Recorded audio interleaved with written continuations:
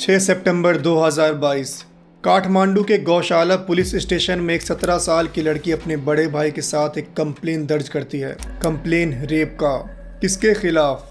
Nepal cricket team के कप्तान संदीप लामिछाने के। इतना काफ़ी था पूरे नेपाल और स्पोर्ट्स वर्ल्ड में हाहाकार मचाने के लिए। कट टू 10 जनवरी 2024। काठमांडू डिस्ट्रिक्ट कोर्ट ने संदीप को दोषी करार देते हुए 8 साल की सज़ा और विक्टिम को 2 लाख का मुआवजा देने का फैसला किया। तो क्या है इसके पीछे की कहानी? कैसे नेपाल का उभरता सितारा आज गर्दिश में है? आइए जानते हैं आज के इस वीडियो में। Sandeep Lamichhane has been convicted of the crime of rape by the Kathmandu District For our Court. next story, the Kathmandu District Court has sentenced star cricketer Sandeep Lamichhane to 8 years imprisonment in a rape case.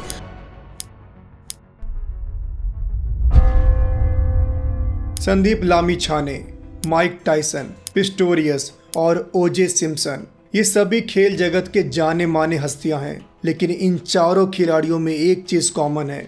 ये चारों खिलाड़ी अपने life में एक serious crime में दोषी साबित होने पर सज़ा काट चुके हैं। कामयाबी एक जिम्मेदारी लेकर आती है और अगर बहुत कम उम्र में आपको कामयाबी और शोहरत मिल जाए तो ये एक बड़ा इम्तहान होता है जिसे पार पाना बेहद मुश्किल हो जाता है। कितने ही यंग प्लेयर्स हैं जिनको कम उम्र में मिली कामयाबी और शोहरत ने ऐसी इम्तहान ली कि उनके कदम लड़खड़ा गए। यंग एज में बहकने के चांसेस ज़्यादा हैं, इसलिए खिलाड़ियों को चाहिए कि जब अपने करियर के शुरुआती दौर में हो तो सभी डिस्ट्रैक्शन से हटकर अपनी प्रायोरिटी खेल को रखे। क्योंकि एज समवन सेड, आपको जो भी फेम पैसा दिख रहा है, this all are by product of your contribution to the field. तो कंट्रीब्यूशन में कभी कॉम्प्लेसेंट मत होना। कहीं पैसे का जोर, कहीं हुस्न शबाब या फिर डर और खौफ। देखा गया है कि अक्सर लड़कियों से प्लेयर्स को ट्रैप करा गया जिनके जरिए वो ऐसा काम भी कर जाते हैं जो उनको उनके पैशन तक से गद्दारी करने पे मजबूर कर देता है। हजारों ऐसे केसेस हैं, चाहे वो सलमान बट द्वारा इंग्लैंड टूर पे स्पॉट फिक्सिंग हो या आईपीएल में 2015 को हुई मैच फिक्सिंग। इन सभी में लड़कियों के इस्तेमाल से लेकर ना जाने क्या क्या से प्लेयर्स को ट्रैप किया गया था। श्री संत अजित चंदीला जैसों को हुस्न से ट्रैप किया गया, जिसके बाद स्पॉट फिक्सिंग जैसी चीज आईपीएल में सामने आई। और अभी ये नेपाल के होनहार मशहूर लेग स्पिनर संदीप लामिछाने का केस। इतनी कम उम्र में उसने इतना सब हासिल कर लिया कि दुनिया भर की बड़ी लीग्स में बढ़िया परफॉर्मेंस से लेकर नेशनल टीम की कप्तानी तक महज 23 साल की उम्र में हासिल कर ली थी। लामिछाने अकेले ऐसे नेपाली क्रिकेटर हैं जिसने आईपीएल खेला है। फिर ऐसा क्या हुआ कि अच्छे भले करियर को यूं ठोकर मार दी और वो भी इस तरह के सीरियस क्राइम में दोषी पाए गए? तो शुरू से देखते हैं संदीप लामिछाने ने क्या किया या उसके साथ क्या हुआ।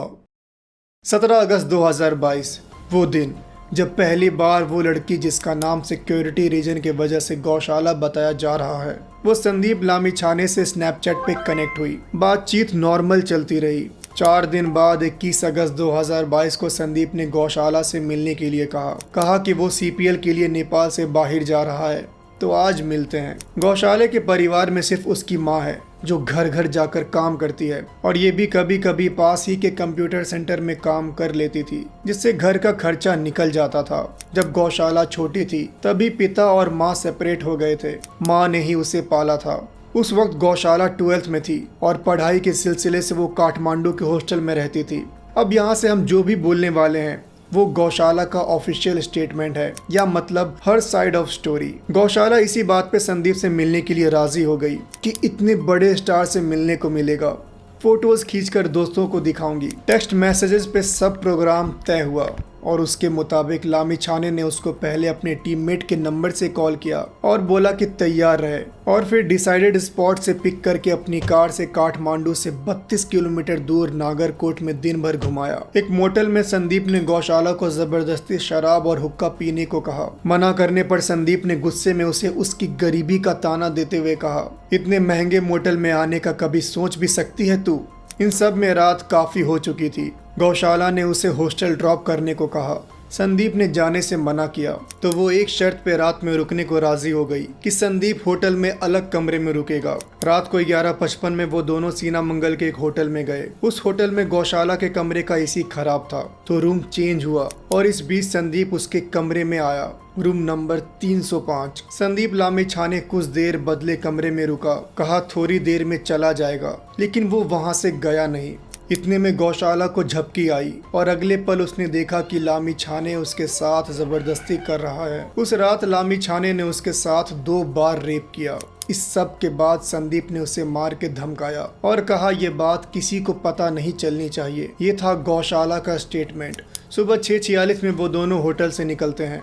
संदीप T20 सीरीज के लिए कीनिया चला जाता है और वहीं से CPL खेलने वेस्ट इंडीज। फ्रस्ट्रेशन में गौशाला ने अपने कमर तक लंबे बाल काट लिए थे।